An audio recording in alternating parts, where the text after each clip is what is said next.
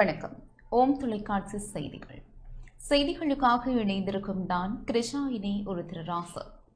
வவுனியா முதிரை தோட்டம் ஸ்ரீ தேடி வந்த பிள்ளையார் ஆலய மண்டாபிஷேக பூர்த்தி விழா நாளை நடைபெறவுள்ளது. வவுனியா முதிரை தோட்டம் ஸ்ரீ தேடி வந்த பிள்ளையார் ஆலய மண்டலாபிஷேக பூர்த்தி மகா சங்காபிஷேகம் நாளை நடைபெறவுள்ளது.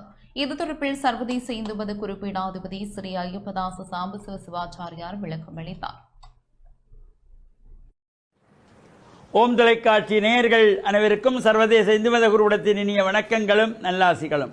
வவுனியா முதிரை தோட்டம் அருள்மிகு ஸ்ரீ தேடி வந்த பிள்ளையார் ஆலயத்தினுடைய மண்டலாபிஷேகம் நிறைவு பெற்று மண்டலாபிஷேக பூர்த்தியை முன்னிட்டு காலை 8 மணி முதல் மகா சங்காபிஷேகம் பூஜை வழிபாடுகள் நடைபெற்று மாலை 6 மணி முதல் அலங்கார வசந்த மண்டப பூஜை வழிபாடுகளோடு உள்வீதி வெளிவீதியுலா விநாயகப் பெருமான் பலம் வந்து அடியார்களுக்கு அருள்பாலிப்பார்.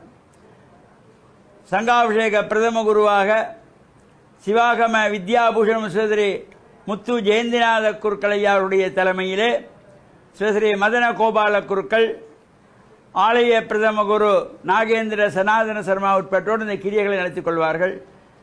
விசேஷ மங்களவாத்திய இசை நிகழ்வாக என்கே வீராசாமி குழுவினருடைய நாதஸ்வர தவில் கச்சேரியும் சிறப்பாக நடைபெறவுள்ளது.